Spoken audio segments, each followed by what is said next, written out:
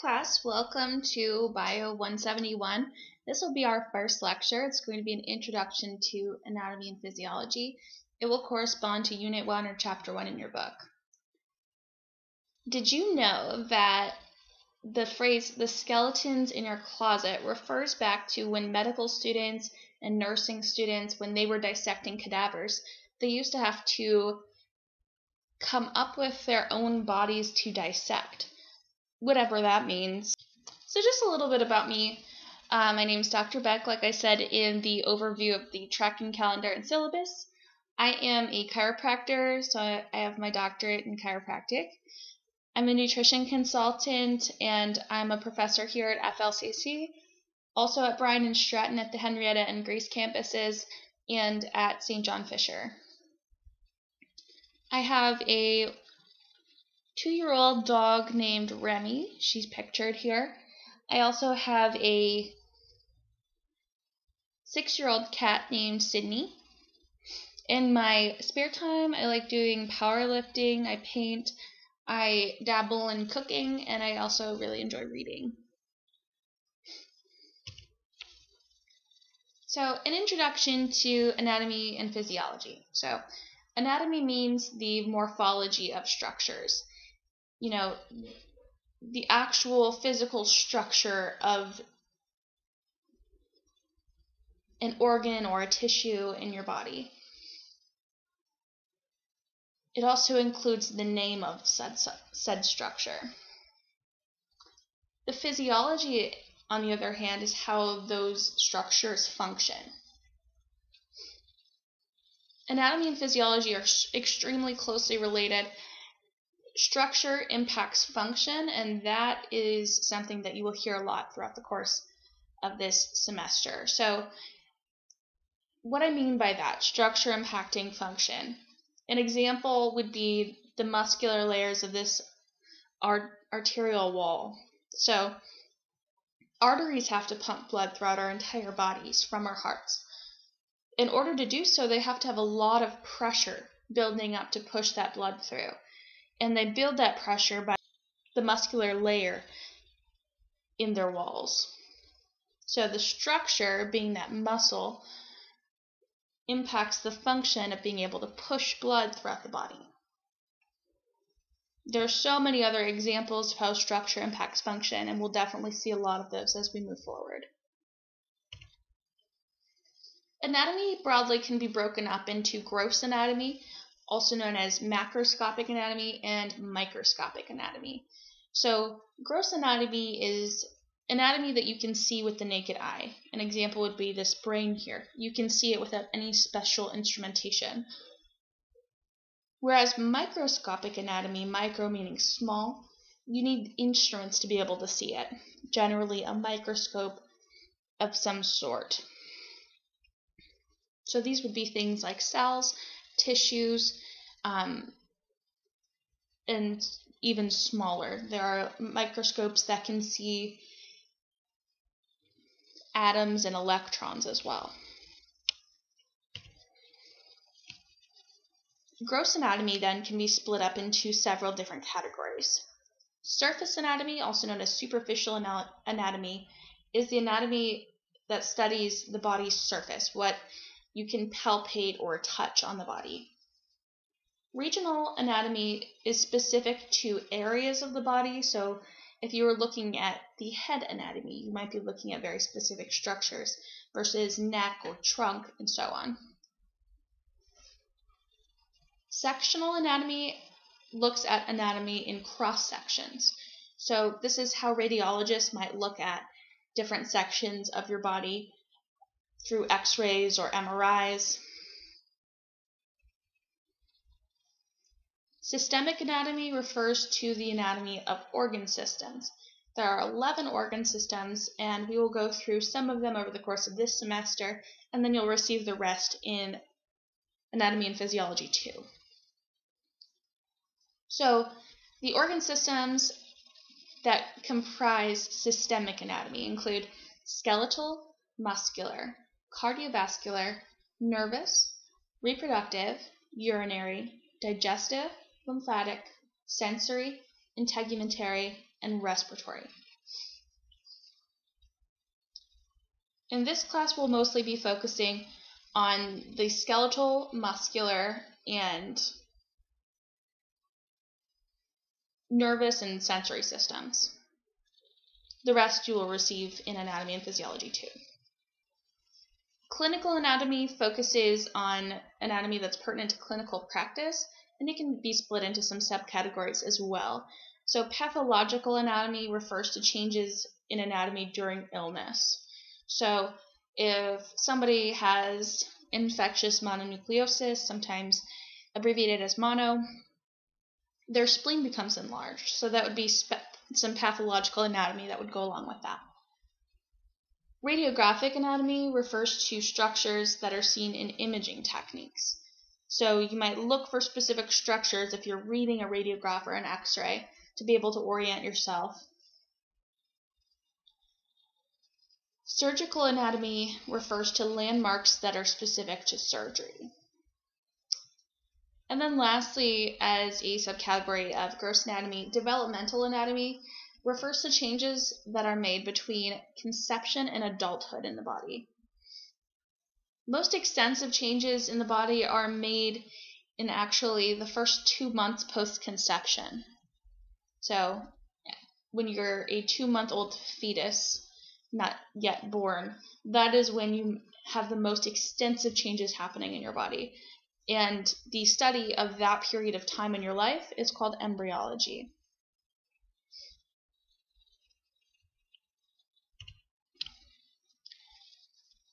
So that was all gross anatomy. Let's switch gears to microscopic anatomy. So like we said, microscopic anatomy is anatomy that can be seen with the use of instruments. It cannot be seen with just the naked eye. There are some exceptions.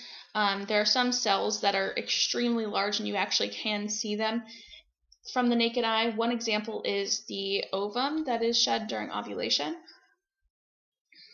The eggs that women have in their ovaries, you can see those with the naked eye. They are the largest cell that is in your body. There are two main different types of microscopes. Of course, there are so many different types, but two main categories. You have light microscopes and electron microscopes. Light microscopes look at living things. You can look at non-living things with light microscopes as well, but they are really, really good for looking at living things. For example, if you were looking at bacteria or amoeba, that would be a really good microscope to use. If you want to look at something in a lot more detail, you would use an electron microscope. They can look at molecules. There's a much higher magnification with electron microscopes, which accounts for being able to see things that are much smaller with greater detail. However, as you can imagine, they are much more expensive. The things that we'll be looking at in lab will mostly be used with a light microscope, if not be gross anatomy in nature. Microscopic anatomy can also be broken into two subcategories, cytology and histology. Cytology is the study of cells, and histology is the study of tissues. So specialized cells make up tissues. So in a lot of ways they go hand in hand. We'll talk more about cells and tissues in the following weeks when we go over them in lecture. Alright, so that was all anatomy, the structure of the tissue. Physiology focuses more on the function of tissue. So, as you can imagine, cell physiology is how cells function. Organ physiology is how organs function.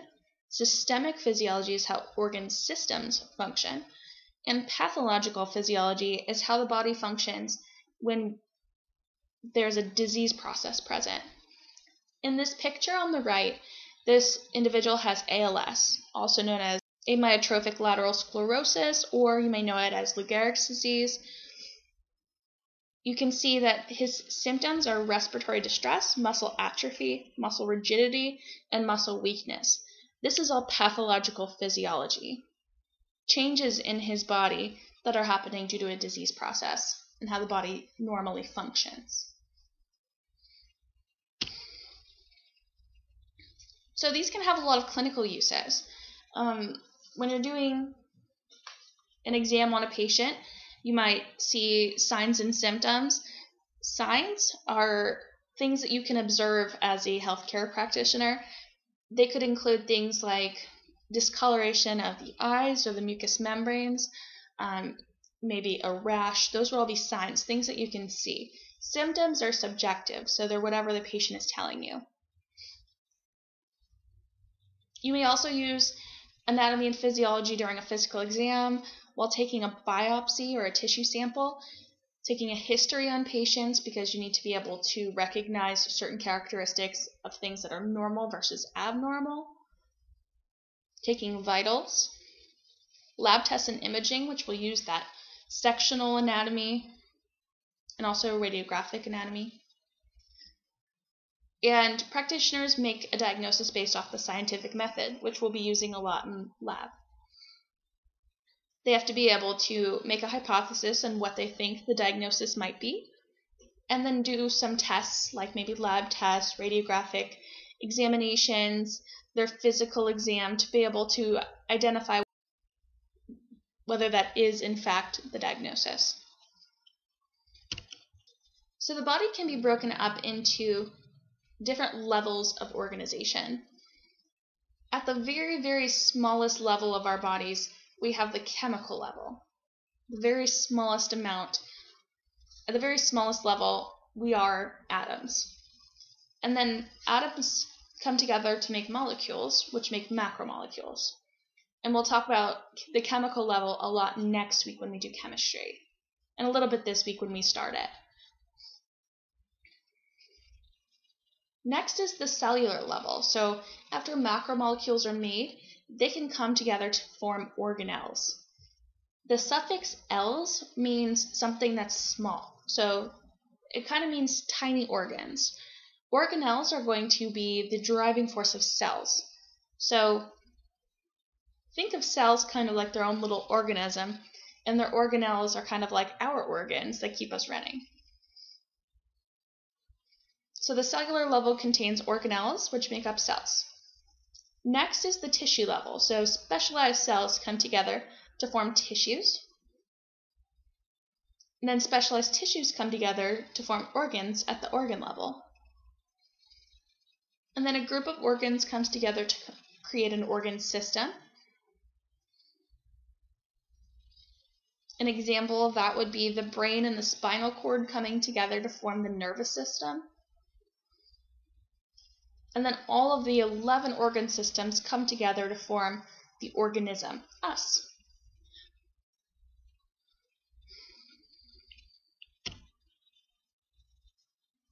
So you might see a lot of medical terms when we're going throughout this semester, so it's really important to be able to distinguish what they mean. If you can kind of get a grasp on which root words pertain to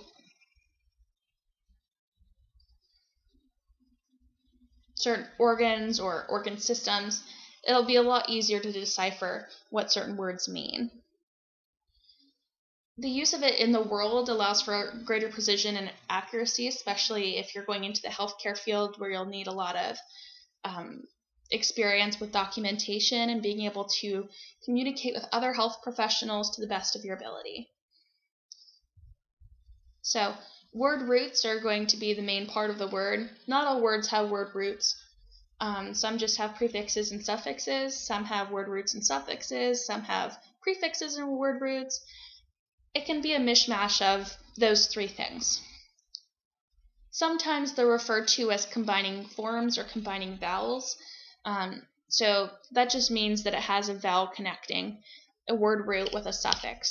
So in this case of pathology, patho would be the combining form because it has an O at the end. And the O would be the combining vowel. And logi would be the suffix. So logi means the study of. There's a really cool podcast group called Ologies, and it means the studies of. So they do the study of a different thing every week, and it's really interesting. Patho means disease. So Pathology means the study of disease. So pathologist is a person who studies disease. Some medical terms are eponyms, meaning that they're named after a person. So an example would be the Heimlich maneuver. That would be named after a person. In the medical community, there's a really big drive to push away from the use of eponyms because it can be really hard to distinguish what certain words mean or where they are. For example, there are these cells in the pancreas called the islets of Langerhans, and you would probably never know where those are unless they were called by a different name, and now they're called the pancreatic islets.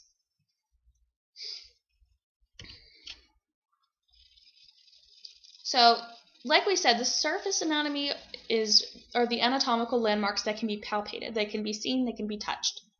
So those are listed here on the side in the picture.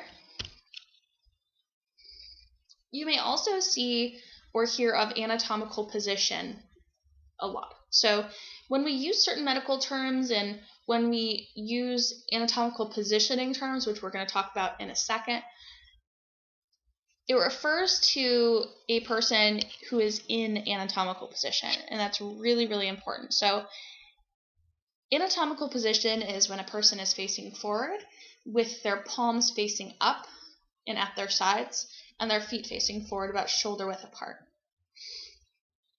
So why that's important is if your hand was facing the other way or if it was facing with your thumbs facing forward, it can be difficult to distinguish what finger you're talking about if you're numbering the digits. That's just one example of why it's important to think of things as if they were in anatomical position. So some anatomical terminology that's really important that you understand and are able to apply to things. You'll see some of this in your homework. So dorsal refers to toward the back. So think of that like a dorsal fin on a fish is on its back. So if you see something as dorsal or posterior, which means the same thing, it's toward the back. Ventral is toward the front. So ventral is the same as anterior, it's toward the front.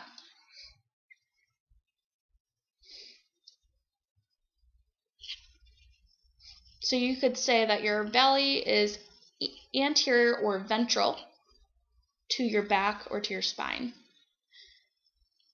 And your spine is dorsal to your belly. Supine and prone are different positions that a person can be in, but you can also say supination and pronation. So supine is if you are laying on your back facing forward, facing up. And prone is if you're laying on your stomach. If you supinate something, usually that's referring to a hand or a foot. So if you supinate a hand, you're having the palm facing upward, like you're carrying soup. If you pronate your hand, you're putting your palm face down.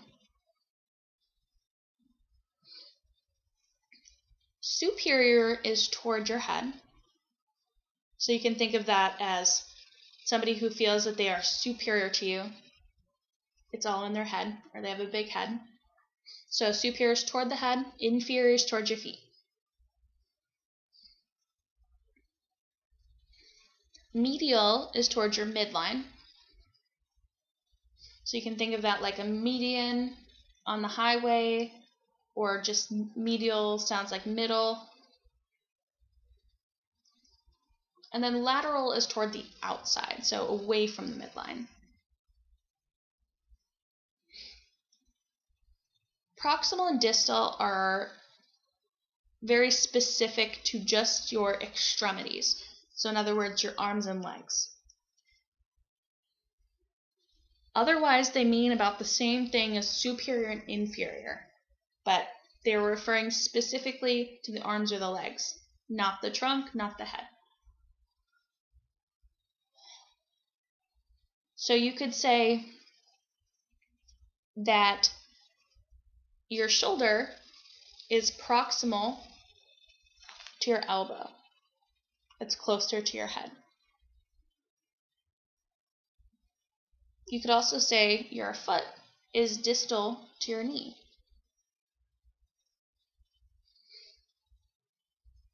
You can also think of distal like distant and proximal like proximity. Proximity is close, distant is far. Cranial or cephalic means toward the head as well. Caudal means toward the tail. In humans, that means more toward the feet. Superficial is toward the outside versus deep means deeper within. So, to give you an example, you've got a couple of layers of skin, right? You've got an epidermis, a dermis, and then you have a subcutaneous fat layer. The epidermis is what you can see and touch. So the epidermis is going to be superficial to those other layers, the dermis and the subcutaneous layer, and to the bone even. You could say that bone is deep to the epidermis.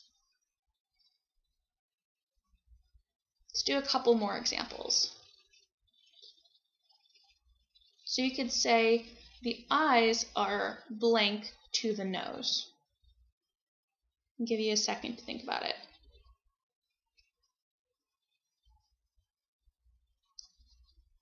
Okay, you'd be correct if you said the eyes are superior to the nose. You'd also be correct if you said lateral to the nose, because they are further away from the midline than the nose is, and they're also above it. You could say that your belly button is blank to your hips. I'll give you a second for that too.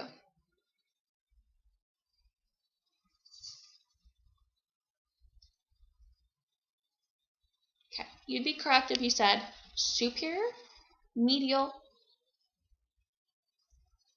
or even anterior.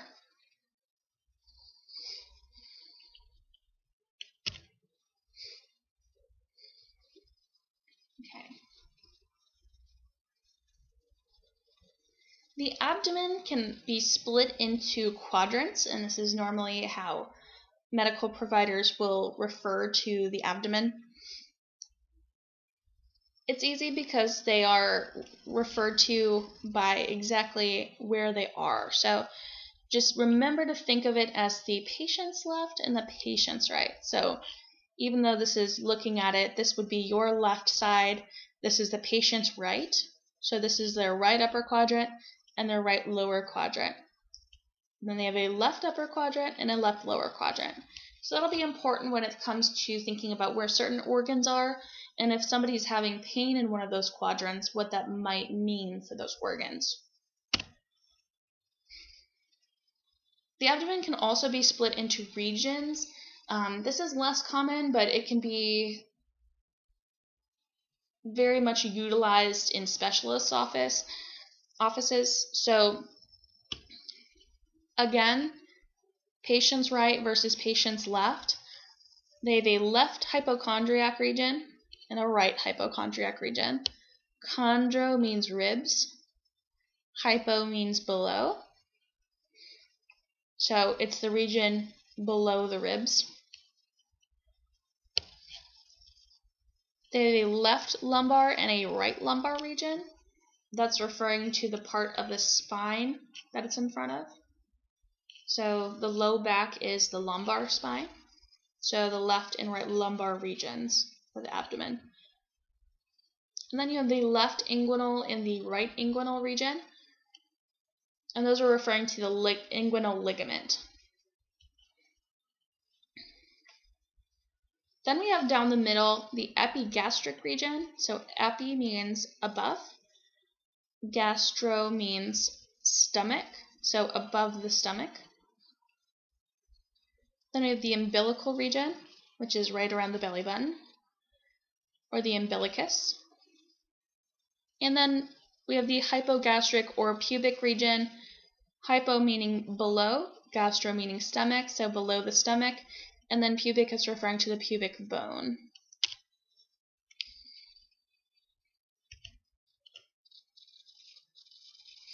It's important to be able to recognize certain regions and surface anatomy so that you can be able to use it in practice if you are going into the medical field. Pictured here in the red dots is where you might listen for heart sounds and lung sounds. So to listen to somebody is called auscultation, and you do that with a stethoscope. You can also listen to the abdomen, and any vowel sounds that you hear when you're listening to the abdomen is called borborygmy.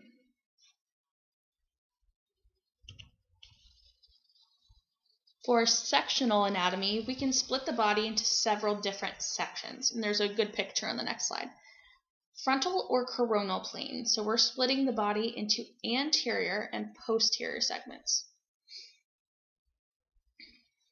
Sagittal plane, we're splitting the body into left and right segments. That could be a mid-sagittal plane where it goes right down the middle, or it can be parasagittal where they aren't exactly equal left and right sections. And then a transverse or horizontal plane will cut the body in half into superior and inferior segments. So let's take a look at what those look like. So this purple plane here is showing a frontal or coronal section where they're cutting the body into anterior and posterior segments. So here you're seeing the posterior segment. The blue plane here is cutting the body into sagittal segments, so left and right. In this case, it's mid-sagittal since it's right down the center, but it can be off to the side, being parasagittal. And then the green plane is transverse or horizontal, so you can see that here. This is a typical view for a CAT scan.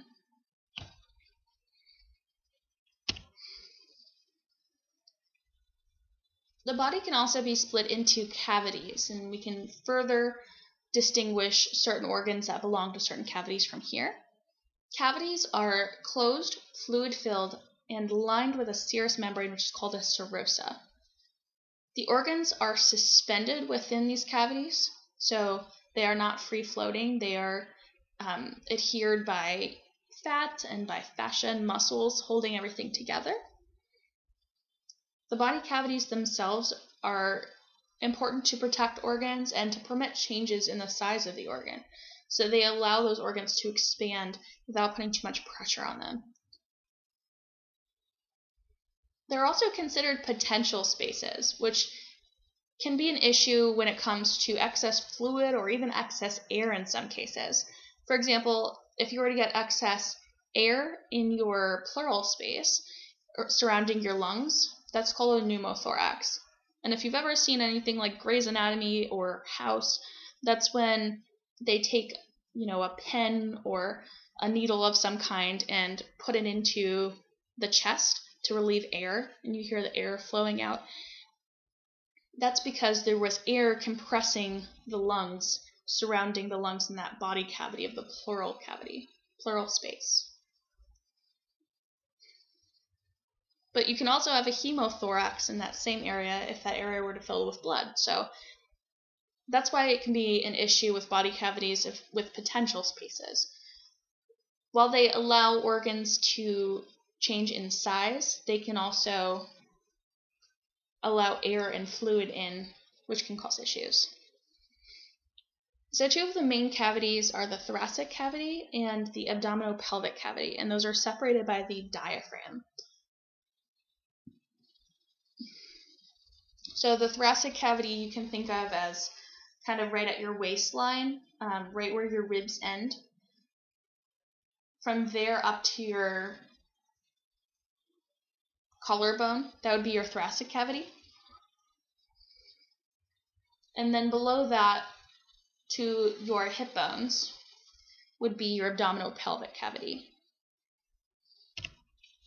So your thoracic cavity has two pleural cavities, one that houses each lung. Each one has a visceral pleura and a parietal pleura, and both of those are membranes.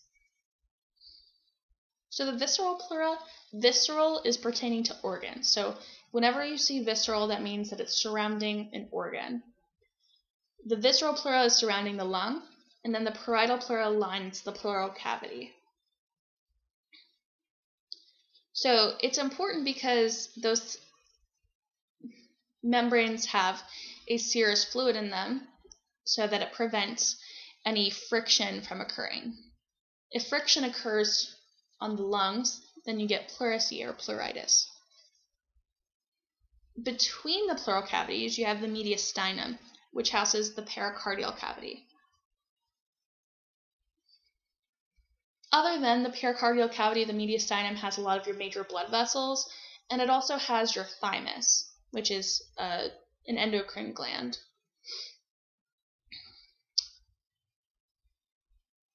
The pericardial cavity houses your heart. Peri means surrounding, cardi means heart.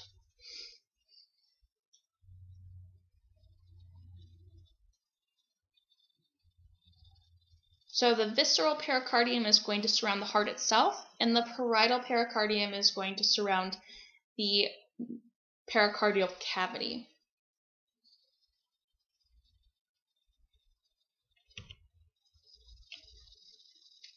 In the abdominopelvic cavity, the main cavity is called the peritoneal cavity.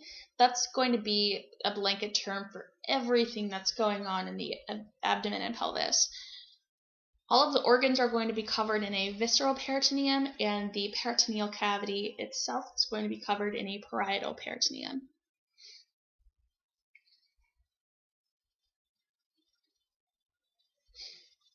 The abdominal pelvic cavity can then be further split into the abdominal cavity and the pelvic cavity. The abdominal cavity contains all of our abdominal organs, including our liver, stomach, spleen, small intestine, and large intestine. It also includes the pancreas and kidneys, but those lie in the retroperitoneal space. So it actually lies behind the peritoneum, or the peritoneal cavity. The pelvic cavity contains the urinary bladder, any reproductive organs, and the portions of the large intestine and ureters that form further down into the cavity.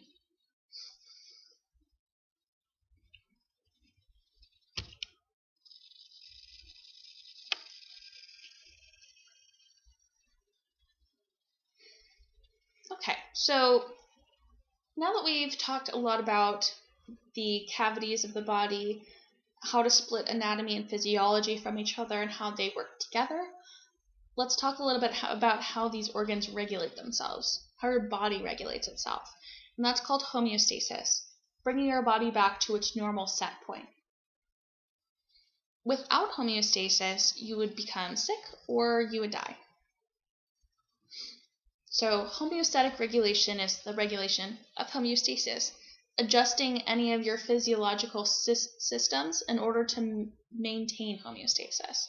We want to maintain our normal set points, and we do that through autoregulation or extrinsic regulation. So homeostasis, an example of that would be our bodies are normally at 98.6 degrees plus or minus a few, depending on what your normal is. Anything beyond that or below that is our homeostasis failing, which is a condition that can cause illness or death, right? Other examples are our pH range of our blood and our fluid levels in our body, different amounts of micronutrients like potassium and sodium. All of these tiny things need to be regulated in a way to be able to maintain our body's functions. So through autoregulation, the cell, the tissue, the organ, or the organ system adjusts in response to the environmental change. So when your body is really warm and maybe you have a fever, your blood vessels will dilate. And when they dilate, they release heat.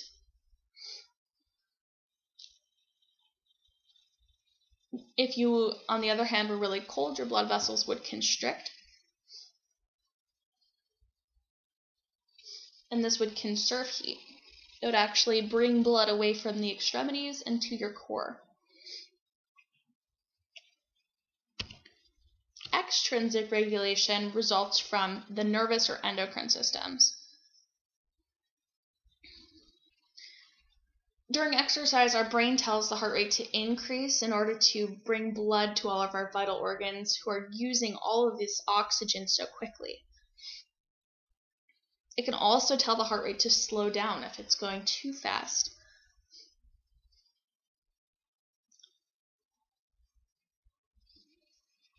Another example is if our blood sugar was too high. Our endocrine system would direct our pancreas to release insulin to lower our blood sugar. So the nervous system sends out rapid, short-term specific responses. Think of this like you're cooking on the stove and you grab a hot pot handle and your brain immediately tells you to take your hand away from the hot source.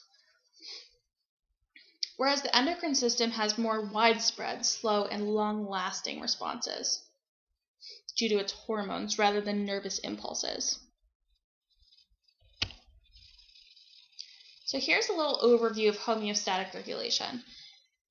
A couple of terms you should know are receptor, control center, effector, and set point. So our set point is that normal point of where we want to return to if we are outside of homeostasis. So for us, that would be 98.6, plus or minus whatever your normal is. The receptor is going to be the sensor that's sensitive to a stimulus or environmental change. So in this case, we're going to look at an example of a thermostat regulating a room temperature. So the receptor would be a thermometer. It's going to sense any changes that might be happening in the environment. The control center is going to receive or process this information from the receptor and then send commands to the effector. In this case, the control center would be the thermostat. And then the effector is going to be a cellular organ that responds to the commands. It can either oppose or enhance them. If it opposes them, then that's called negative feedback, and we're going to talk about that in a second. If it enhances them, that's called positive feedback, and we'll also talk about that in a second. So in this case, the effector is air conditioning. So if the thermometer tells the thermostat that the temperature is too high, the control center sends a command to the air conditioner to turn on to restore the normal temperature.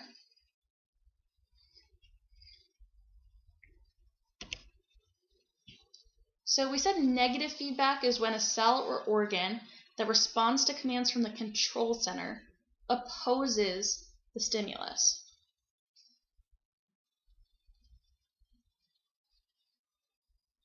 It is the primary mechanism of homeostatic regulation, meaning this is what helps us come back to our normal set point.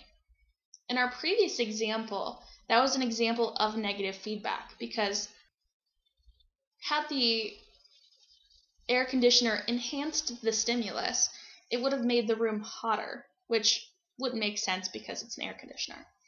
But maybe it just wouldn't turn on and then the room would continue to get warm. But negative feedback is opposing the stimulus to return to that normal set point. So although it's called negative feedback, it's actually a really good thing. Negative feedback is our main driver to return to homeostasis. Everyone has a different normal set point, so even though there are normal values for everything, you might be a little above or a little below that.